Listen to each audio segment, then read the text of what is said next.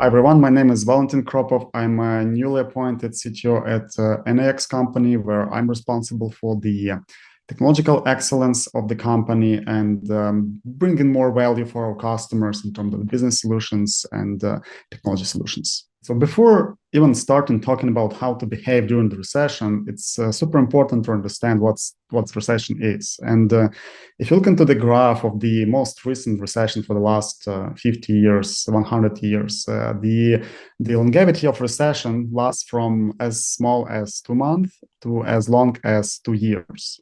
And the tricky moment here is that nobody in the world can exactly predict how much time it will take this time. It could be as little as 2 months, maybe even smaller. Maybe it will take longer. And that's one of the biggest problems, because planning involves for timelines. And if you're not sure what is your timeline for the potential economic slowdown, it's super hard to be accurate in your planning. That's why we kind of work in the uncertainty area, which is, by the way, one of the areas where leaders should be exceeding expectation anyway. So it's a good chance for us as leaders to promote ourselves as the leaders, because it's very easy to be a great investment when things are okay, when market is growing. It's really takes a crisis to demonstrate who is a real technological leader and a business leader for the companies. It is also very important to define the level of crisis, because the recession by the Wikipedia is several consecutive quarters of the GDP decrease. But the decrease could be very minimum, like, I don't know, 0.2%, or it could be pretty decent, like 5% or 6%. So nobody expect a huge number of percentage drop for this recession specifically. That's important to know. On the other hand, one thing which we can definitely predict is that the demand for the highly skilled talents will remain even during the recession. So I've been a part of the Forrester conference recently here in Austin, Texas, and the analyst consensus is around the fact that the demand growth for the talents that happened over the last few years will be more than the potential economy slowdown for the same type of resources. Of course, we will see companies who will be optimizing their expenses around supportive functions like advertisement, marketing, etc. But the demand for the core technologists, for the people who deliver the most of the value from the technical perspective, is going to be the same pretty much, or even higher in some areas, because we are not even close to the moment where we can fulfill the demand for the technological expert on the market. Hear more and more from the market that the company are trying to optimize their budgets and kind of prepare for the unknowns of 2023. But the expenses part is a little bit tricky. Of course, if it's a supportive function which doesn't generate any value, any new revenue, or doesn't optimize the existing processes, it's going to be hard to secure the budget for the initiatives like this.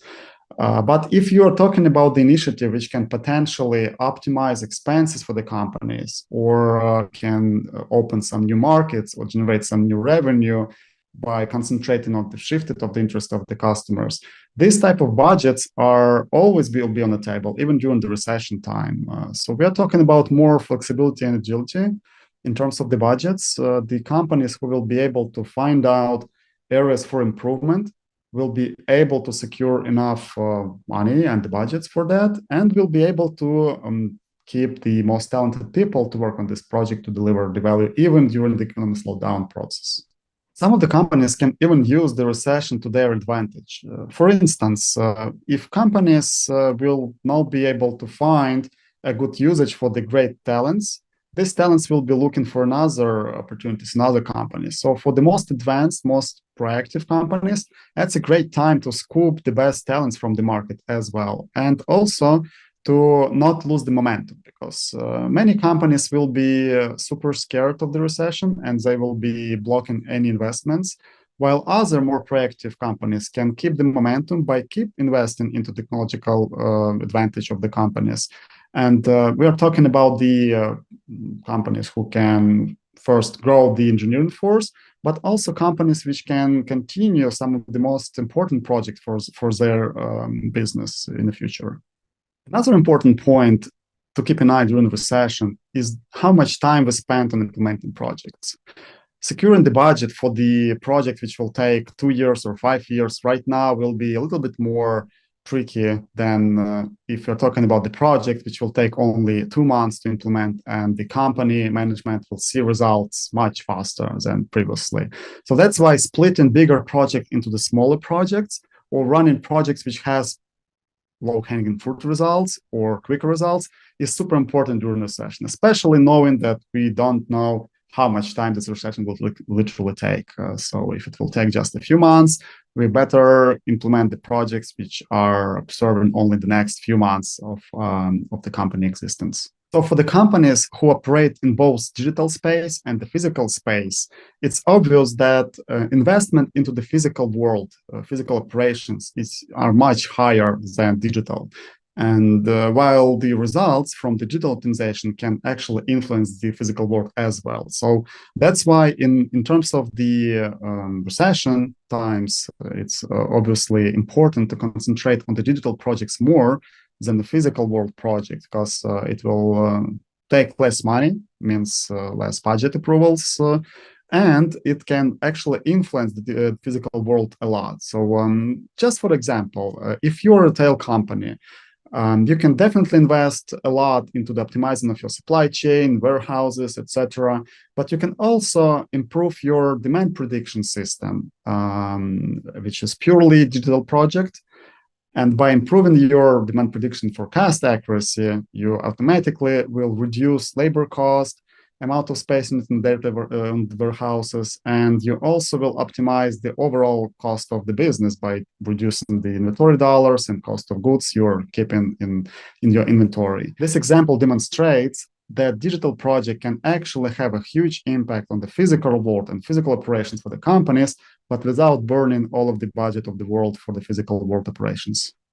If you're struggling deciding what should be your project during the recession, I highly recommend to work on data, because in the times of the uncertainty, like economy slowdown, the company needs to make decision fast, and this decision better be data-driven. So the more accurate your data will be during recession, the more value you bring back to the business at this stage. And guess what? Working with data is not expensive comparing to optimizing some physical world operations of your company. Our overall recommendation for technological leaders is to not slow down. I mean, it sounds pretty weird. If the economy slows down, we all need to slow down, but it doesn't mean we need to stop for sure. Because at the end of the recessions, we all will be judged by the time and resources and the value we delivered to the business. And if all we can say that, listen, we've stopped because we're afraid of recession and we didn't spend extra money, guess what? Some of the other companies who are more proactive, they spend this money by spending wisely, by delivering more value to the business. And these companies can get out of the recession more competitive versus the companies who didn't do anything during this time of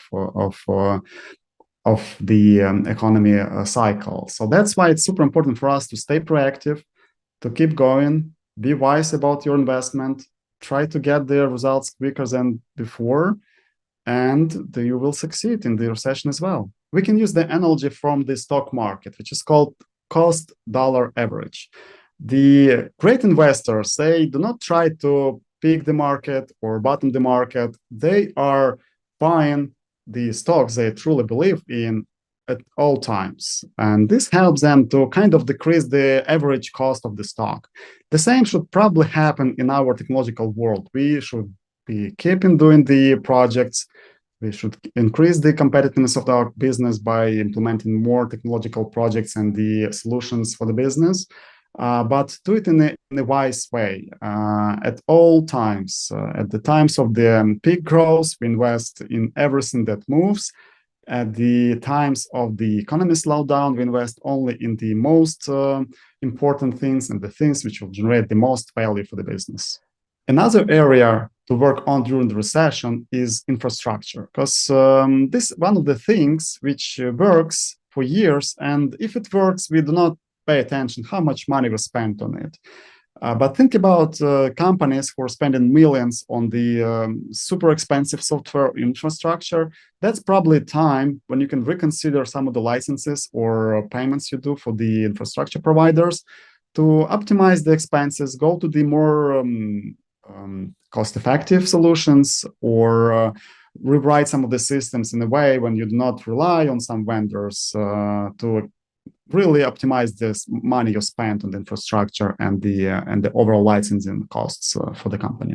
All of this information we deliver to you, it comes from the multiple conversation with our colleagues internally and with our customers. We always appreciate the feedbacks and conversation with the people who also ask themselves, like, what this new recession is, because really this is something that never happened before, because every new recession is new. And we want to go through this recession, learn as much as we can. So if you want to share some of your ideas and experience with us, or if you want to hear some of our ideas how to go through the 2023 effectively, don't hesitate to contact us, because we are open for this discussion. We'll be glad to share our experience and hear your experience and your expectations. With this being said, thank you so much. See you soon.